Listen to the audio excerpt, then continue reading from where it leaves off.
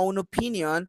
Why this was like that? Why this is the why these are the answers. Okay, so the number 2 is requesting. Okay, I'm going to analyze from Yadira's. Okay, and it is formal. Very good, Yadira. Number 3, it's inviting. You didn't say that it was informal or formal, but in this, it is informal. Come around to my house for it a bit to eat.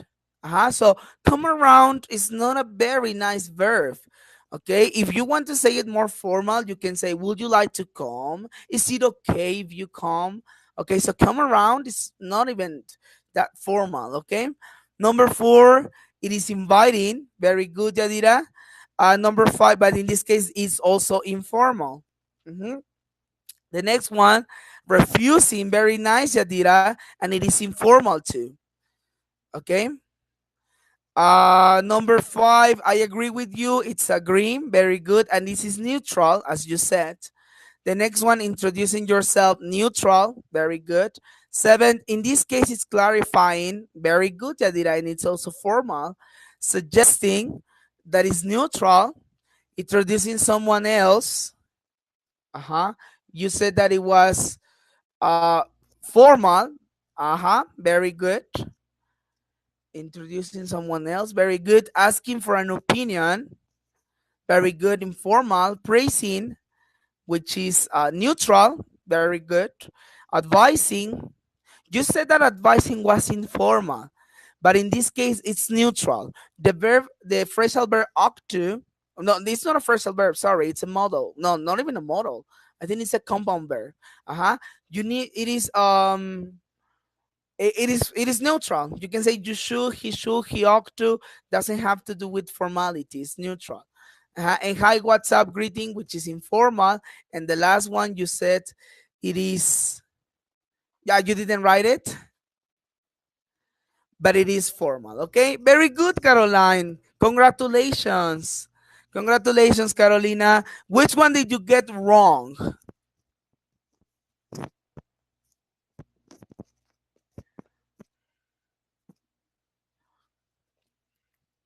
Which one did you get wrong, Carolina?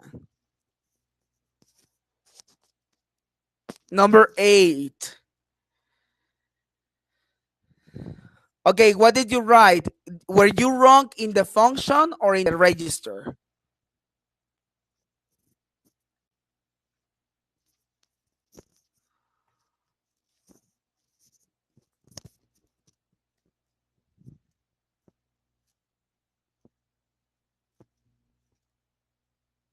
Carolina, were you wrong in the function or in the register?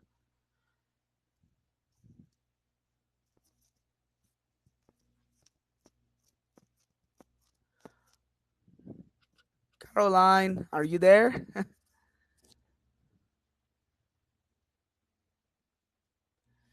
I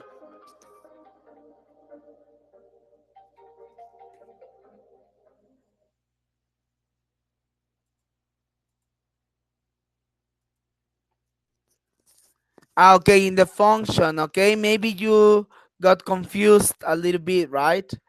Maybe you say advising. It can also be advising. Could be. Yeah, why not? Could be both in this case because this is a modal verb that can be used for advising or suggestion. Okay? Yeah, maybe that's why you got wrong. Maybe it's right. Here the option is suggestion, but maybe you are right because I can also use it for advising, especially when we talk about important exams, right? Okay, very good, guys. So right now you're going to do the sample test. Okay, what is that? Well, that is basically how you will see the questions in the real exam. Okay, in the real test. All right, so you're going to have something like this. You're going to have a conversation and some underlined sentences, some underlined statements, and you will have the options of the functions. Okay, so what you need to do is to mark the underlined sentences with the correct function. Okay, so for question from 1 to 6, read a conversation between two friends in a restaurant. Match the underlined sentences with the functions listed from A to G. There is one extra option which you don't need to use. Okay, so you need to be careful because there is a distractor over here. Mhm. So I'm gonna give you 10 minutes maximum to do this exercise. 10 minutes maximum. Okay, and you will try to put the A, B, C, or D according to what you know about functions. Okay, you can do it on your notebook or you can type your answers on the chat. The thing that it will be more suitable for you. Got it? So you have 10 minutes maximum. I'm going to put the timer on. I'm going to set the timer and I will let you know as soon as the 10 minutes are over. If you finish before the 10 minutes, please let me know so that we can start checking, maybe so that we can save that time. Okay? So 10 minutes right now, start now.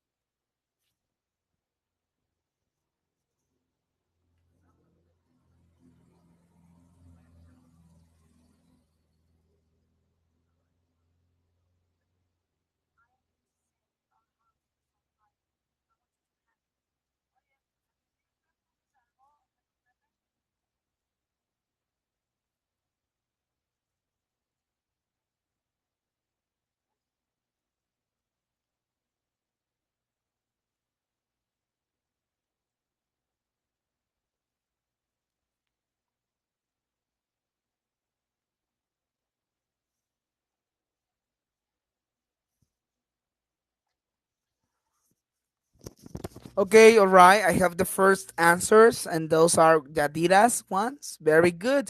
And you did it in a very good time, Yadira. You did it in 4 minutes. Okay, sometimes time is the worst enemy for a teacher, right? And for a student when doing tests. So if you did it in 4 minutes, that means that you are really studying, or that if you can save time, that will be better.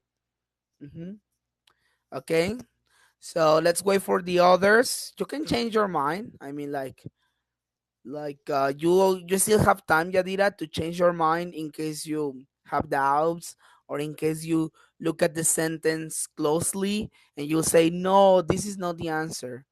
Okay, but very good, Yadira. You did very well. I'm just waiting for your colleagues to finish, and as soon as they finish, we can start checking.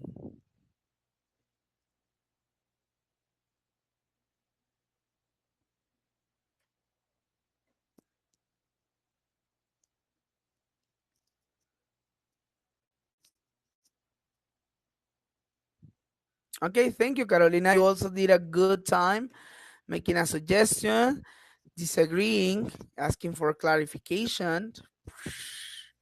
Okay, number four, I think, is predicting. Number five, agreeing. Number six, making an excuse. Okay, so I think you have the same ones as Yadira. Making a suggestion, C. Uh-huh. Number two, disagreeing, which is G. Okay. Number three, D. Asking for clarification. Number five, F. Agreeing. Number six, making an excuse. Excellent. Very good. Yes, you have the same ones. Okay, maybe who cheated? No, just kidding. You have the same ones. Very good. So that means that if you are correct, both of you are correct. If you are wrong, both of you are wrong. So don't worry. We're gonna check. We're gonna wait for Francisco's answers.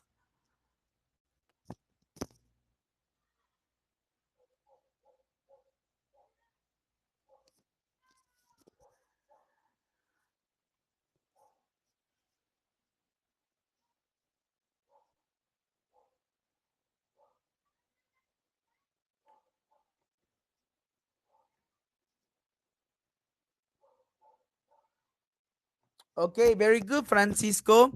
Oh, you have different ones. Okay. For you, Francisco, number one is not C. For you, it's E. That means ordering. Okay. For you, number two, it's Y, which you have the same. Number three is Z. For A, five B for you. So it's not agreeing. For you, true, it's making an excuse. hmm I don't know, Francisco. That sounds a little bit weird. Okay. And for you, number six, it's not B, it's C, making a suggestion. I hate doing those kind of things. Okay, so don't worry. Okay, Francisco, this is just a practice. And you too, Carolina and Yadira, if you made a mistake, don't worry. Okay, just you need to study a little bit more, maybe. Okay, so here I have the answers. Number one, it's C. Number two is G. Number three, it's D. Number four is A. Number five, F. And number six, B. Okay, so I think Yadira and Caroline, you have all the answers correct. Congratulations. Okay, you are very good at grammar. Mhm. Francisco, in the number one, you wrote E. That is an order, but indeed, we are not making any order. We are not saying go for the businessman, or please bring the waiter. No. Uh-huh. We could complain to the manager. In this case, this could, which is a model, is making a suggestion. Okay, that we can do that. Okay, if we have the opportunity, we should do this. Mhm. In number five, Francisco, you said that is B, making an excuse, and indeed it is not. It's F, that you are agreeing. Okay, but it's better than doing nothing. True. So I'm saying that what you are saying it's correct, or I think the same as you. Mhm. And number six, I hate doing those things. It's an excuse because if you look at the context that is before, remember, Francisco, this is the underlined word or this is the underlined sentence. But what you need also to focus is on what is in the context, which is here. No, not me. Okay, that means that I am refusing to do it. Why? Because I have an excuse, and my excuse is that I hate doing these things. Mhm. So in this case, it is not making a suggestion because I'm not saying you should do it. I'm saying I can't. My excuse is that I hate it. Yes, Francisco, no problems with this. I think you have to practice, Francisco, a little bit this. I'm going to share with you some links about these functions. There is a list in which you have all the functions and an example of all of them. Okay? Very good. Okay, so with these girls and sorry, teachers, I have already finished with the aspects of language. Okay, so I need to ask you, what are the four aspects of the language that you will be asked in the real exam? Tell me, what are the four aspects of language that you will be asked to, or would you will have many questions about those aspects in the real exam? There are four aspects. Who can remember them? These were the last four topics we saw, the last four sessions we got. Four aspects.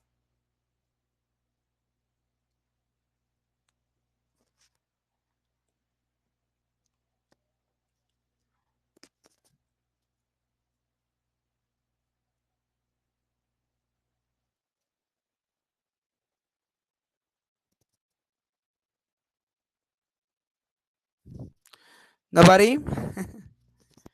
You're typing maybe? Yes, right?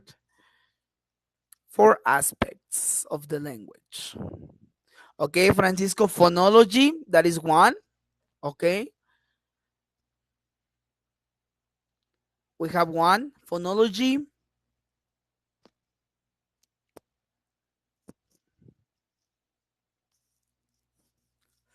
grammar, very good, Caroline. I have two. Phonology and grammar.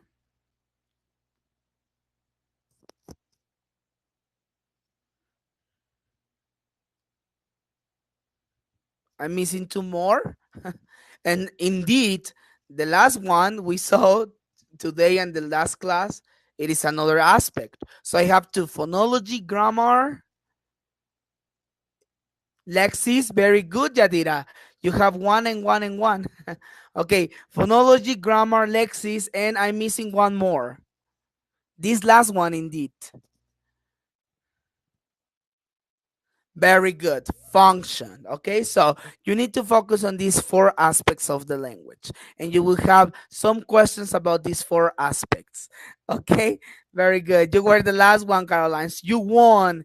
Excellent. Excellent, Caroline. Congratulations. Okay, so now today we're going to pass to the skills. Okay, you know that in English we have different skills. We have four skills. Okay, what are those skills? Tell me, you know what are those skills? There are four also, four skills. And I explained them at the very beginning of the lessons. Okay, writing, that is one. Writing, okay, Caroline and Francisco, you are fighting. Speaking, very good too.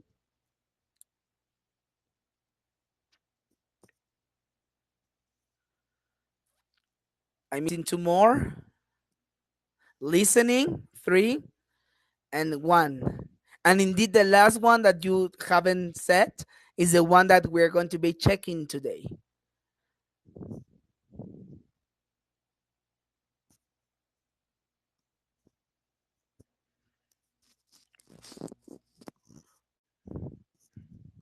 Take? What do you mean with that? Take, sorry. Okay, writing, speaking, listening, and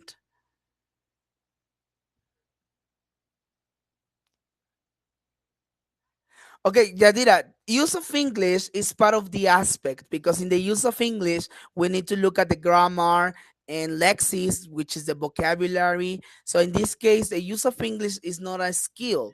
Use of English is an aspect of the language. So it doesn't belong to a skill. No? You forgot it? Okay, I'm gonna explain them to you in a moment. I was missing one. I was missing one. Okay, so Francisco is typing. Maybe he has the answer.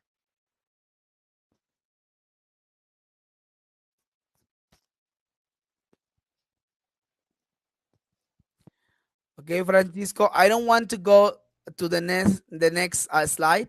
Only you answer, Francisco. Excellent. Reading. That's the answer, Francisco. Very good. Okay. Now, here we go with this. Before we check to all these skills, I want to show you this chart. This let's say a mind map about language skills. First of all, what you need to know is that there are four skills, but they are divided into two categories. The first category is um receptive skills. What is a receptive skill? Where it is basically when you don't know anything, you just receive the information. Okay, you just receive an input. We call it better as an input. Okay, in this case, we have listening and reading. Okay, in the listening, you just listen, you just receive the information, and you need to choose the answers. And reading is the same. You read, so the information is getting through your eyes, and then you answer some questions. Okay, whereas the productive skills implies an output. Okay, this is input and this is output, which means that in this case you need to develop such activities, okay, or answer questions, but according to yourself. In this case, you don't receive any information, just instructions, and then you develop the ideas. And we have these two, speaking and writing. Okay, so this is input and this is output. Today and on Monday, we're going to be focusing on receptive skills first, which is listening and reading. And later on, we're going to look at the productive skills. This is very, very quickly. So we're going to try to focus on just in one class. Okay, now we're going to go to unit 5, in this case, that is reading. What is reading? Well, basically, reading involves making sense of written text. To do this, we need to understand the language of the text at word level, besides our knowledge of the world. Example, okay, the boy was surprised because the girl was much faster at running than he was. Okay, so first of all, here we have two keywords. We have the word level and knowledge of the world. What is this word level? As you know, English is divided into 6 levels: A1, A2, B1, B2, C1, and C2. You know that, right? So obviously, you are not going to apply a B2 exam to an A1 student. This is impossible because he's not going to get it. So first of all, we need to know the level of our students to apply readings. We need to check the words. If you say like a tricky word, or a word that maybe it's too high, or maybe a word that is too low from our students' level, maybe you can change it by a synonym, or you can explain it in parentheses, in brackets. I don't know. Okay, because that means that the reading is not suitable for the level of the student. And another thing that you need to know is the knowledge of the world. Okay, sometimes even our students say, come on, teacher, this is too logic. Okay, because I know that, because I can see it, or I am living it in my real life. So sometimes most of the questions are logic, but they are logic because of the knowledge of the world, because we have a context, our real context. Uh-huh. So here we have an example with this sentence. To understand this sentence, we need to understand what the letters are. So everybody knows these letters. The boy was surprised because the girl. And now that we already seen the grammatic things, we know that the is a determiner, boy is a subject, was is a verb, surprise is an adjective, and everything. So we all know the words. Okay. how the letters join together to make words. Now we know the structures. We know that first we have a subject, then we have a verb, then we have an object or a complement, then we have a conjunction. Okay, we all know these words that are together. Okay, and join together to make words. But we also make sense of this sentence by knowing that, generally speaking, girls do not run as fast as boys. That is why the boy is surprised. So in this case, this is the context. This is my knowledge of the world. Okay, maybe it's a little bit machista or something like that, but we all know that the majority of the people categorize that girls are not very good at the sports or are not very good at this activity with exercise. So in this case, the knowledge of the world is that we normally know that girls are not that fast as boys. And besides, they are shorter, right? And boys sometimes tend to be taller. Okay, so this is my knowledge, and I by knowing this I can get the context.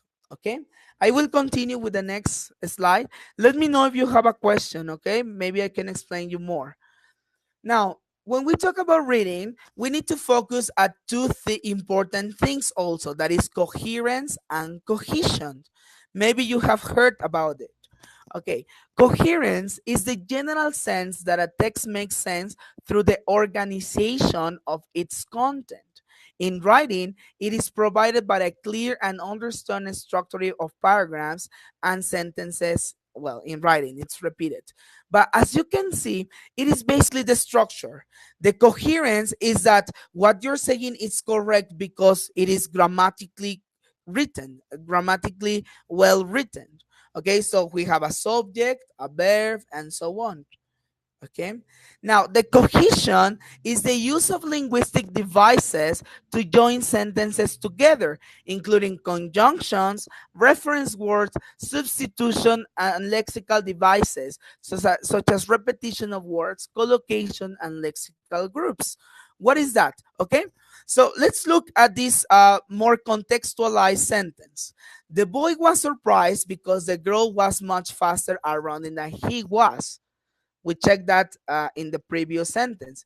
But now I have added these things. But after her mother had won a medal for running at the Olympic Games, he understood. Okay.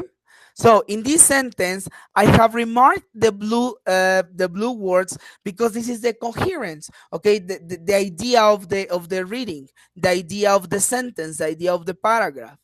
And the cohesion, I put two, after he and that her.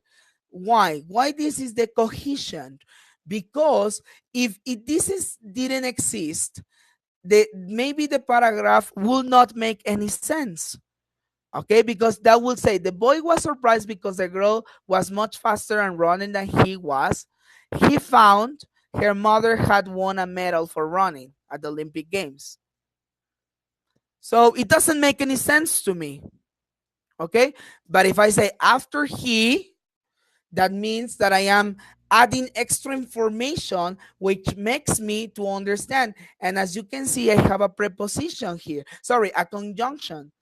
Okay, and this one, it is a determiner, that her mom, not mine, not yours, her mom. Okay, so is that clear so far? Please tell me, Carolina and Francisco. Yadira has just left. Maybe she has some problems with the connection. But I need to know if this is crystal clear for you, Yadira, and sorry, Carolina and Francisco.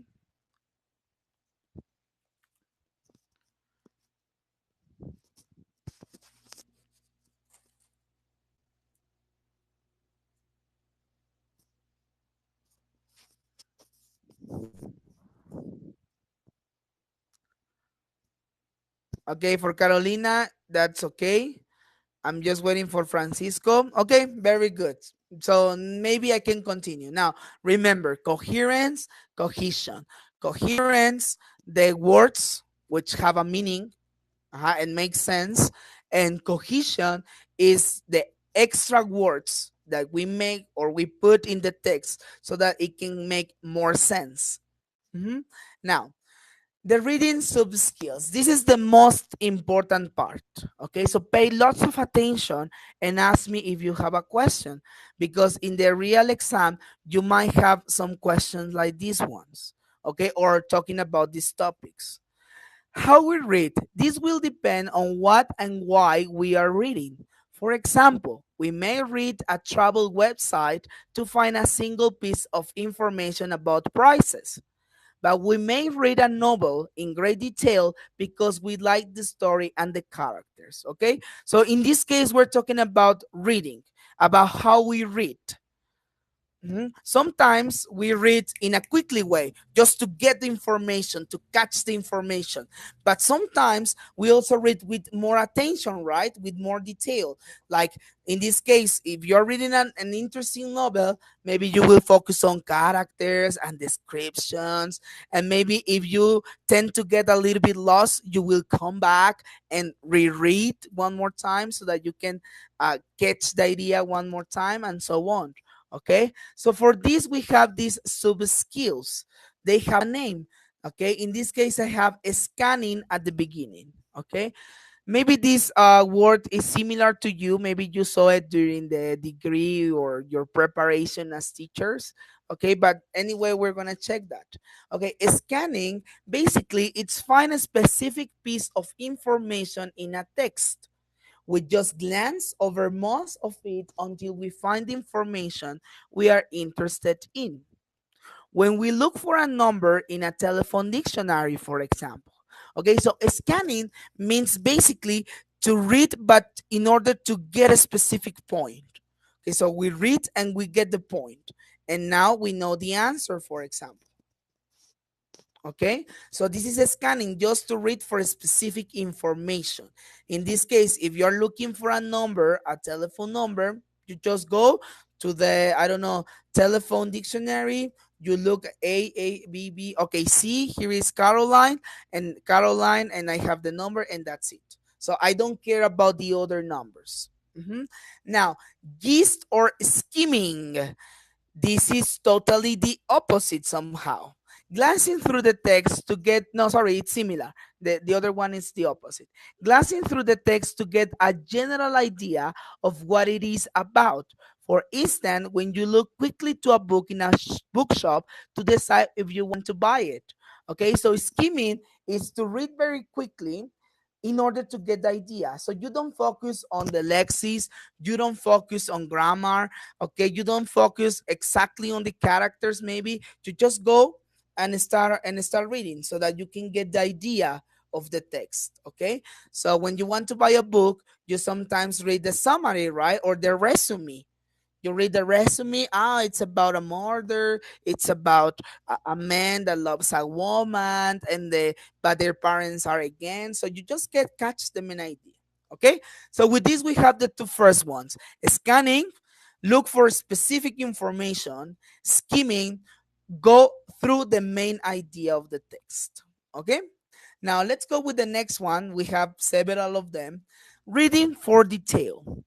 In this case, is get the meaning out of every word and out of the links or relationship between words and between sentences. Okay, in this case, when reading for detail is when you read exactly and you get into the book or into the text. Okay, example, when you receive a letter from someone who you haven't seen from a long time. So in this case, as you haven't seen this person for a long time, maybe you will pay all your attention on the text. You will look at the words, you will look at the punctuation, okay, because maybe even you will reread the letter just because you had a lot of time no see her. Okay, so you will read in more detail for words, for grammatical structures, and so on. Okay, so far in this course, guys, what do you do in this course? What is your reading skill? For example, because these are the three principal ones: scanning, skimming, and reading for detail. These are the principal ones. Tell me, in this course, when I present you the slides, What kind of reading do you do? Scanning, skimming, or reading for detail? Tell me.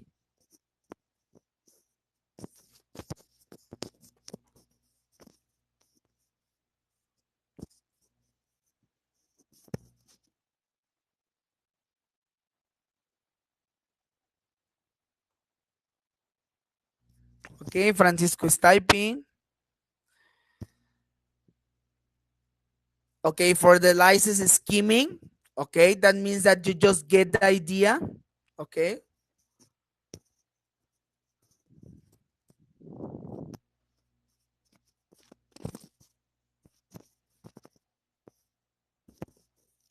very good. Exercises reading for detail or scanning could be, yes, right, because sometimes you can get only the main information.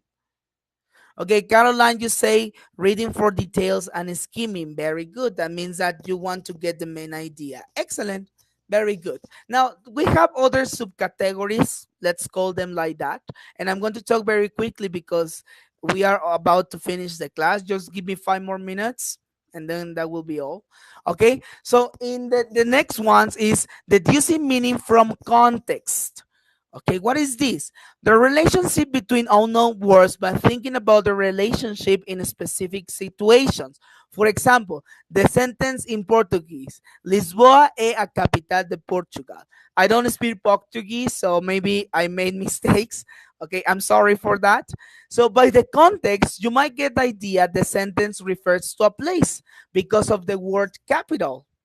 Okay, and Portugal, you don't really need to know how Lisboa look like. Okay, so you don't need to look at the city or the place. Okay, you just need to focus that it's the capital of Portugal. Okay, so maybe sometimes when we look at the context we can get the main idea of a text, and that's something that many students do, especially those that don't really know very well English. Okay, you know that there are very good students, but we also have sometimes slow students. So what they do is to look at the meaning from context. Okay, they don't focus on each word. Okay, they just focus capital, this is it, so they are talking about a place quickly. Okay, in this case this cannot really help you because of the exam. You cannot guess, you cannot really guess, or you cannot look at the context. Mhm. Now, predicting means using clues before we begin reading. For instance, imagine that a text has a title. What do you think of animal rights? So you haven't read the text, you just see this title. What do you think about animals' rights? So you may predict the purpose of the text is about protecting animals, and the writer feels, I'm missing an S here, feels somehow angry about not respecting their habitats. Okay, so in this case, I am just predicting. So deducing meaning from context means not really understand, but find out by the context. And this happens a lot of time with phrasal verbs. In a text, when we have phrasal verbs, they are sometimes difficult to know what they mean. Okay, so they just focus on the context. And predicting is just by guessing, okay, before you read. And this is another technique. All right. And now, in this case, we have also two ways of reading. Okay. Extensive reading, which involves reading long pieces of text. For example, a story or an article. As you read, your attention and interest vary. Okay, that means extensive reading is like a little bit with long text.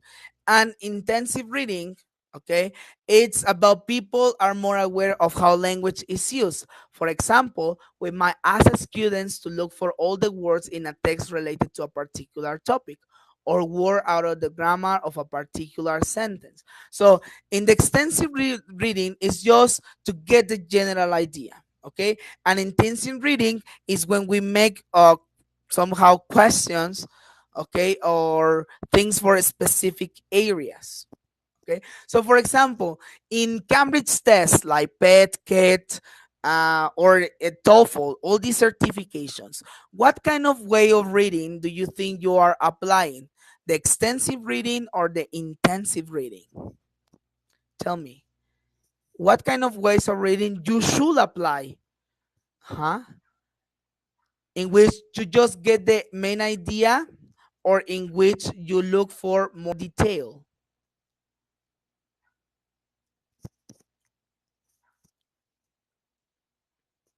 Very good, Caroline. For you, it's intensive. And for you, Francisco?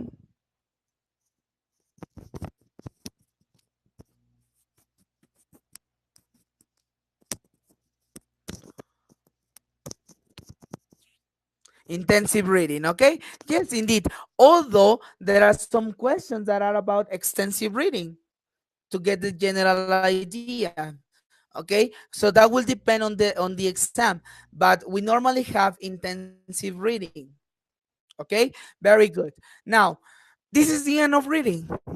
We don't really have much to say. That's the end of reading. Okay, so let me explain you or summarize everything. Reading.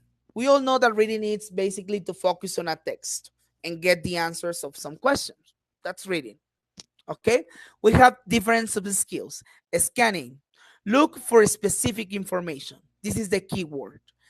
Gist or skimming is get the main idea, answer some questions, but about the text as a whole.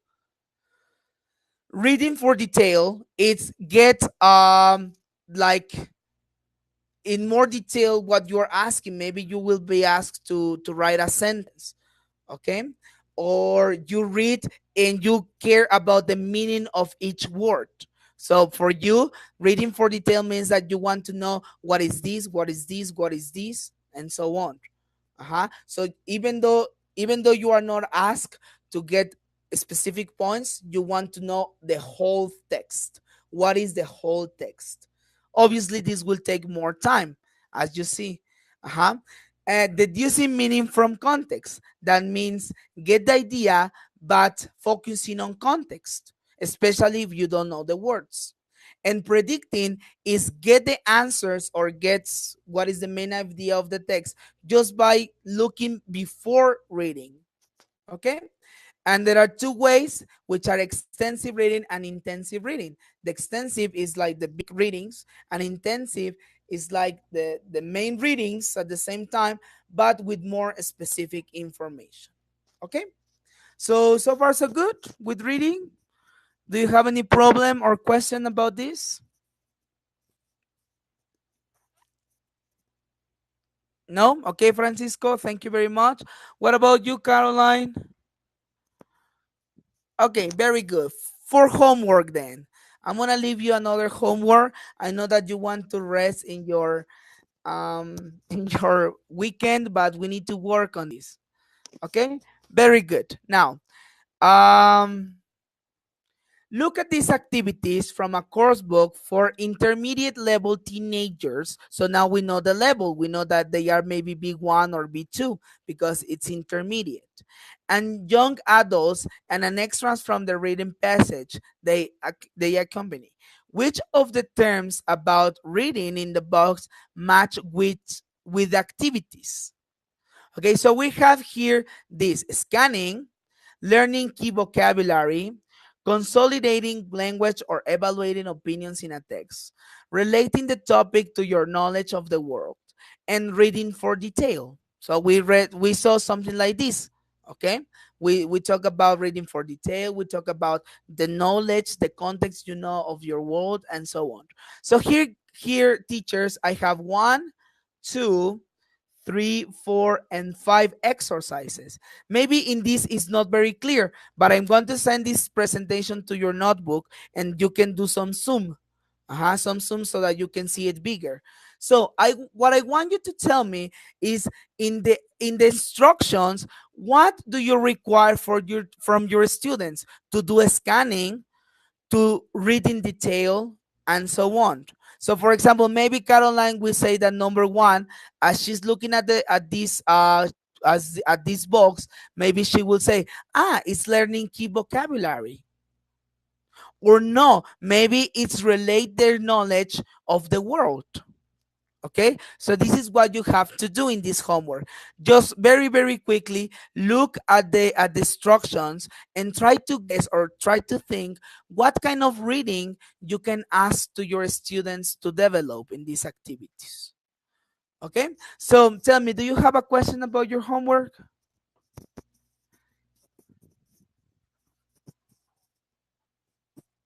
No? Okay, Caroline, thank you very much. What about you, Francisco? Okay, so that will be all then. Okay, so I will ask you to do your homework this weekend. It's very short this time. Okay, and on Monday, I hope we can finish with all the skills. I hope we can finish with listening, we can finish with speaking, and we can finish with writing. Uh-huh.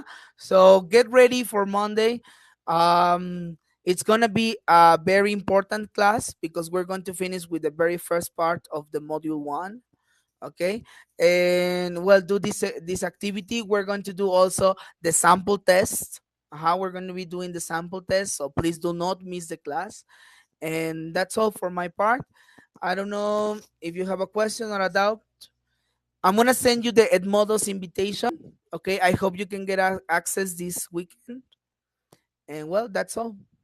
Thank you, Caroline. Have a nice weekend too. Goodbye, guys, and see you on Monday.